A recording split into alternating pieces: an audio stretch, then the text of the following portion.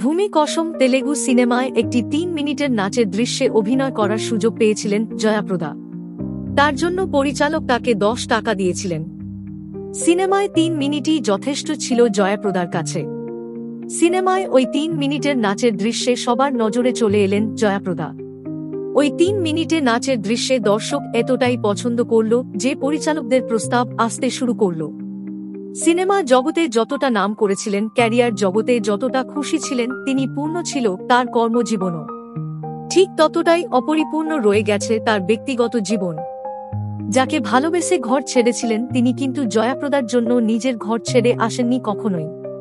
কিন্তু আইন তো স্ত্রী হতে পারেননি কোনোদিনই। স্বামী সংসারে সারা জীবন তৃতীয় ব্যক্তি হয়ে রয়ে গেছেন জয়াপ্রদা। আজ শোনাবো সেই গল্প। জয়াপ্রদার আসল নাম ললিতা রানী। জয়াপ্রদা অন্ধ্রপ্রদেশের রাজমুন্দিতে একটি তেলেগু পরিবারে জন্মগ্রহণ করেন। বাবা কৃষ্ণা রাও ছিলেন তেলুগু ফিল্মের একজন প্রযোজক এবং নীলাবানী ছিলেন একজন গৃহিণী।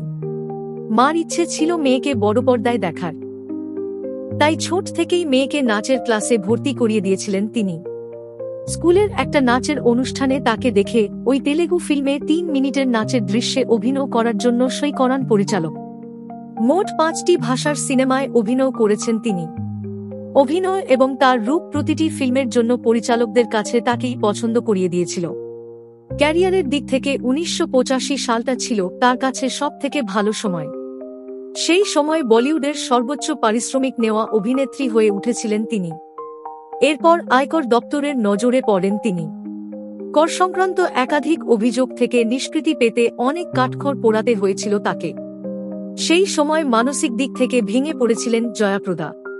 ঠিক সেই সময় তার পাশে ছিলেন পরিচালক শ্রীকান্ত নাহাতা।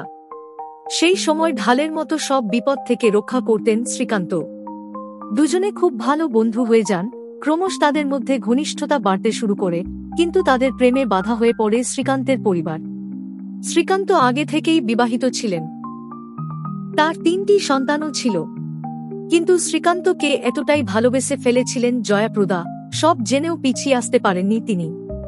দুজন পরিবারের বিরুদ্ধে গিয়ে গোপনে বিয়ে করে ফেলেন।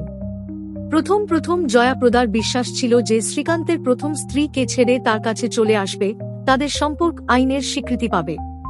কিন্তু তা আর হয়নি। শ্রীকান্ত তার প্রথম স্ত্রীকে কোনোদিনই ডিভোর্স দেননি। বাড়ি ছেড়ে পুরোপুরি জয়াপ্রদার কাছেও ফিরে আসেননি। আরও আশ্চর্যের বিষয় হল, শ্রীকান্তের স্ত্রী এই বিষয় নিয়ে কোন উচ্চবাচ্যও করেননি। একসময় শোনা গিয়েছিল জয়াপ্রদা ও শ্রীকান্তের স্ত্রীর মধ্যে নাকি বোঝাপড়া হয়েছে। শ্রীকান্ত তাদের দুজনকেই সমান সময় দেবেন, কিন্তু এ বিষয়টা নিয়েও কেউ কোনোদিন মুখ খুলেননি। স্ত্রীর মর্যাদা না পাওয়া যায় তিনি শ্রীকান্তের সন্তানের মা হতে পারেননি। জয়াপ্রদা মাতৃত্ব উপভোগ করার জন্য বোনের ছেলেকে দত্তক নিয়েছিলেন।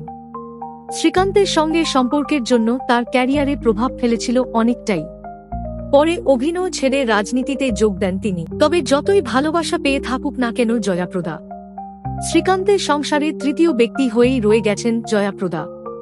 ভিডিওটি ভালো লাগলে অবশ্যই লাইক করবেন, সাবস্ক্রাইব করবেন গল্পে গল্পে সেলিব্রিটি চ্যানেলটা।